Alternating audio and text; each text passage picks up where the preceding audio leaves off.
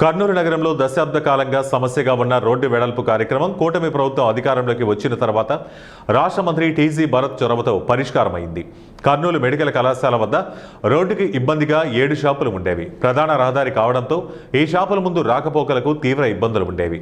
ఇక్కడ సంబంధించిన ట్రాఫిక్ కష్టాల వల్ల ప్రమాదాలు చోటు చేసుకుని వైద్య విద్యార్థులతో పాటు మరికొందరు మృత్యువాత పడ్డారు.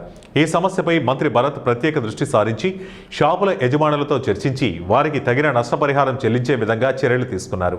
కోర్టు ఆదేశాల మేరకు నగరపాలక సంస్థ అధికారులు షాపులను తొలగించాల్సి ఉండగా యజమానులే షాపులను స్వచ్ఛందంగా తొలగించారు.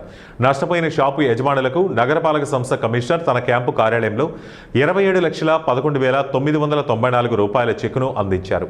కర్నూలు మత సామరస్యానికి ప్రతీకని, అందులో భాగంగా షాపులకు సంబంధించి మసీదు కమిటీ సభ్యులు ముందుకు వచ్చి షాపులను ఇష్టపూర్వకంగా తొలగించడం జరిగిందన్నారు. ఈ కార్యక్రమంలో కమిషనర్ విశ్వనాథ్, మసీదు mutawalli Azam, committee member Humayun, Telugu Desam party నేతలు మన్సూర్ అలీఖాన్, సయ్యద్ అబ్బాస్, గోల్కొండ హమీద్, అబ్దుల్ రజాక్, జుబేర్ అహ్మద్, జహంగీర్ అహ్మద్ తదితరులు పాల్గొన్నారు. ప్రాసెస్ చేసి దీన్ని ఇంతే సామరస్యంగా, అంతే ప్రజలకు అనుకూలంగా, సౌకర్యవంతంగా దీన్ని ముగిస్తామని చెప్పేసి తెలియజేస్తున్నాను. 7 షాపులు, 4.75 సెంట్ల స్థలము, నెక్స్ట్ షాపుల వరకు ఉన్నటువంటి స్థలము. కాబట్టి ఇమ్మీడియట్గా ఆ ప్రాంతంలో రోడ్డు కూడా వేయడానికి తగిన చర్యలు తీసుకోవడం జరుగుతుంది. కాబట్టి ప్రజలకు చాలా రోజులుగా ఉన్నటువంటి సమస్య ఈ రకంగా పరిష్కారం అవుతున్నందుకు సంతోషంగా ఉంది.